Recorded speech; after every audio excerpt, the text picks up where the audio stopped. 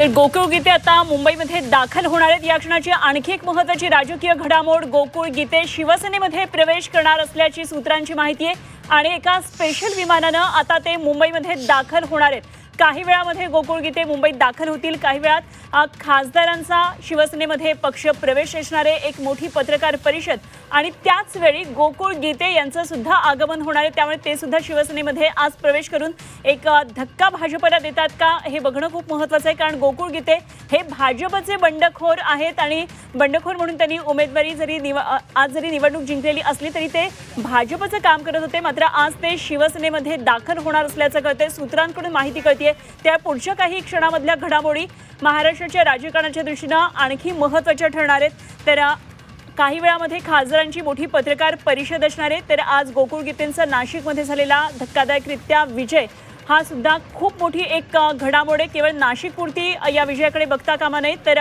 भाजपला एक मोठा धक्का खरं तर हा मिळतोय की गोकुळ गीते शिवसेनेमध्ये प्रवेश करणार आहेत। खरं तर शिवसेनेच्या उमेदवाराला हरवलेला आहे, पराभूत केलेला आहे। नरेंद्र दराडे हे शिवसेनेचे उमेदवार होते, जे महायुतीचे अधिकृत उमेदवार होते। मात्र त्यांचा पराभव अपक्ष असलेल्या बंडखोर गोकुळ गीते यांनी पराभव केला आणि ते विजयी ठरलेले तेच गोकुळ गीते आता शिवसेनेमध्ये प्रवेश करणार आहेत। त्यामुळे महाराष्ट्राच्या राजकारणातलं हे आणखी एक वेगळं उदाहरण आता आपल्याला पाहायला मिळते। तर गोकुळ गीते शिवसेनेमध्ये प्रवेश करणार आहेत अशी सूत्रांची माहिती कळते। स्पेशल विमानानं आता ते मुंबईत दाखल होतील।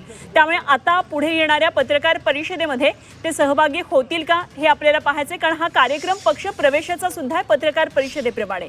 योगेश खरे आमचे प्रतिनिधी आपल्याबरोबर नाशिकमधून जोडले जात आहेत। आपण योगेशकडून या संदर्भातले ताजी माहिती जाणून घेऊया। योगेश, गोकुळ गीते स्पेशल विमानानं मुंबईमध्ये येत आहेत, काय ते शिवसेनेमध्ये प्रवेश करणार आहेत का, काय नेमक्या चर्चा सुरू आहेत? एकूणच आपण जर बघितलं तर विधान परिषदेमध्ये महायुतीचे उमेदवार नरेंद्र दराडे यांचा पराभव झालाय आणि गोकुळ गीते मोठ्या मताधिक्यानं हे निवडून आलेत। गोकुळ गीते जरी कुठल्याही पक्षामध्ये नसले तरी ते महायुतीचा एक घटक म्हणून होते, भाजपच्या जवळचे होते आणि महायुतीमध्ये नाशिकची जागा ही शिंदे सेनेला सुटलेली आहे आणि त्यामुळे शिंदे सेनेमध्ये गोकुळ गीते हे प्रवेश करतील अशी परिस्थिती आहे।